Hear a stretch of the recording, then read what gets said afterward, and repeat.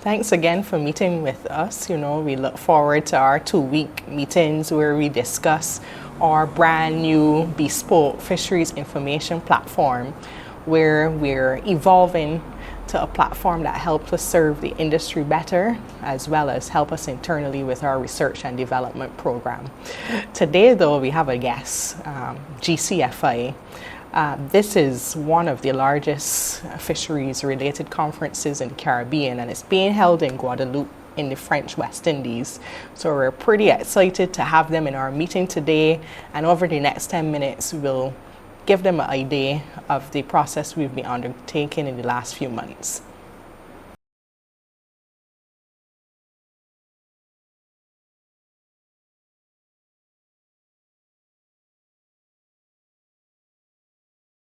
Hi everyone at GCFI, I'm Christian Payne, the software engineer on the project. I've been responsible for building the database as well as the actual software components. It's a pleasure to meet you all. Hi, my name is Adriel Jatman. I am the developer of the legacy system of FIS.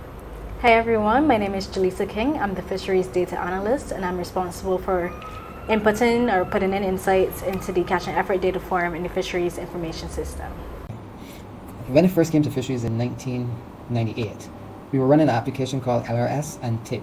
That application was developed by CRFM and was being used by the Fisheries Division and other persons in the Caribbean. It had 3 tables that were being used on the vessel side, vessels, owners, and fishers. And that was the totality of what we were collecting in relation to information on vessels. The TIP side, I was collecting the landing statistics. Those 2 applications was the totality of our database at the time. We couldn't go beyond what was built into that application at the time. So later on, another application came along called CarryFish. That one expanded the landing statistics information and increased the amount of information that we could have collected with the vessel side of things. During that exact same time, in Barbados, we had started the process of re-registering all the persons in the fishing industry. The level of data that we collected from that application form for re-registering the entire industry put us with a slight little problem. We weren't able to mash the two together, the data from the forms and the structure of the CarryFish database. So what we ended up choosing to do was to create an access database of our own, that we could put in all that information on the fishers and query it. But then that posed a fundamental problem of having to maintain 2 databases, 2 data sets. So what we decided to do was to migrate everything from all these different database sets. We moved to one system of FIS. We were able to bring all that data in one location except for the landing statistics. CarryFish at the time was doing an excellent job in relation to that information, so we didn't migrate that. We just figured out a way to migrate some of the vessel data into CarryFish, and decided that we would keep the 2 segregated for that point in time until we can figure out the application coming together as one.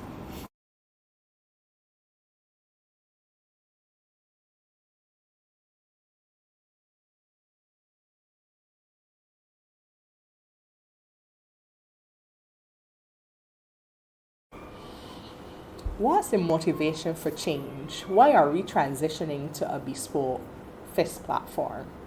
There was a strong need for a centralized system to integrate diverse fisheries data, need to enhance our efficiency and promote data-driven decisions.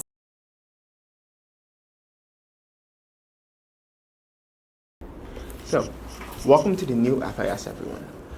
One of the first key features that we've done is that we centralize data integration. What does that mean? It means that we're taking data sources from no matter what platform that the fisheries employees actually use to help our clients here. We take that data and we integrate it into our new platform. We don't do it by appending the lives of the actual fisheries employees. We do it seamlessly under the hood.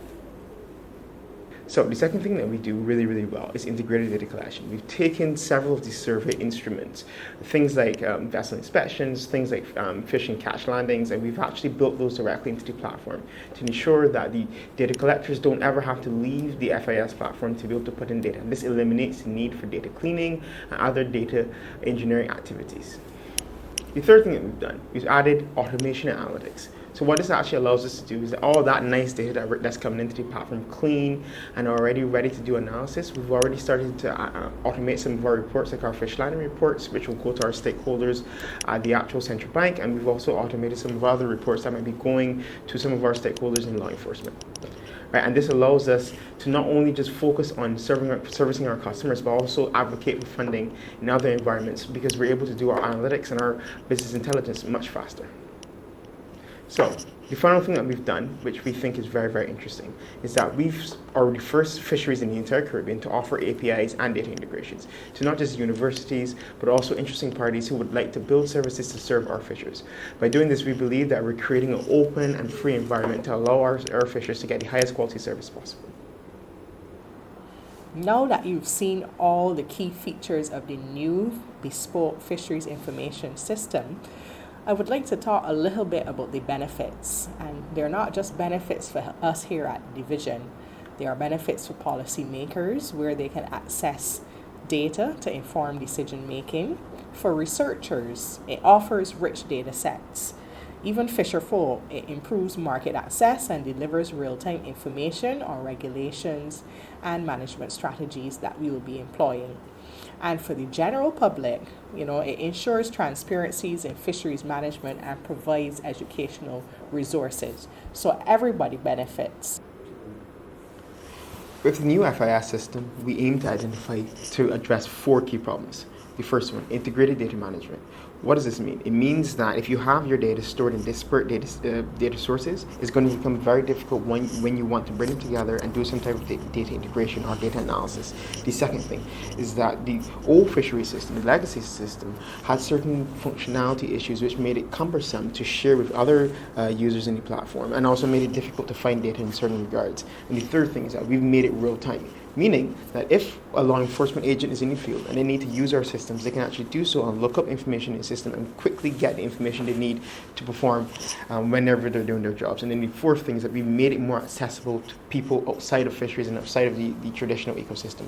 We've opened up the data for the first time to universities and to students and to other interested parties who want to create value for the ecosystem.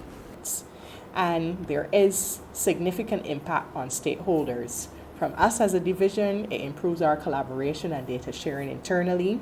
There are lots of benefits for community as well. It supports sustainable fisheries management and promotes economic growth.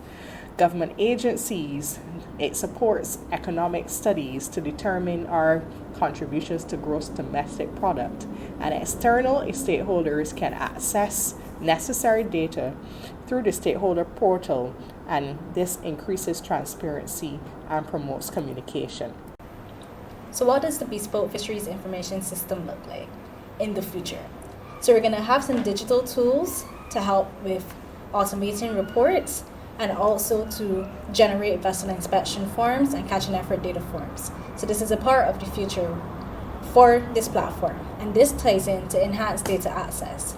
So organizations such as the Coast Guard and the Marine Police will want timely reports on matters concerning IUU fishing. And as such, once we have these reports being automated, we can get it to them in a timely fashion. We're also looking into systems integrations of APIs, which are application program interfaces for our vessel monitoring and our electronic observer program from Shellcatch and from Remora. So this will be a part of the future of the FIS. We also would like, in light of Beryl, to keep communication channels open with the fisher folk. So we're looking to develop an app to keep them informed, and when they have inspections, they can also get upcoming notices about this. So this is the future of our platform. What's our long-term vision? Our legacy platform was built on managing various operational tasks. It was built on technologies used back in the 90s, but now we're transitioning to new technologies in 2024 that will improve efficiency and productivity. The old system had limited functionality that is much improved, poor integration, but we've had addressed this in this version. The outputs generated for the last system were limited. This new system will allow us to export automation in terms of reporting. We will have a facility for certificates to be exported, as well as vessel inspection, duty-free concession reports. Our vision is to see permits and licenses being issued on the platform for fisherfolk, aquaculturists, seafood markets and businesses as well, all stakeholders along the value chain.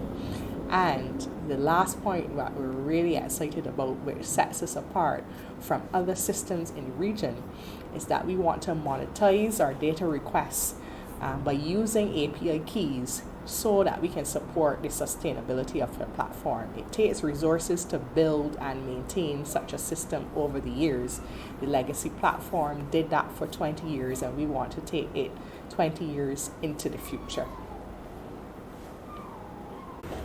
Well, that was a very productive meeting. I thought that it was good to hear, how we're really building towards a legacy of over 30 years ago, and how the new technology integrated can help us do our job much better. I hope that the attendees at GCFI enjoyed us sharing our experiences, and we look forward to updating them next year when we will have our mobile application launched.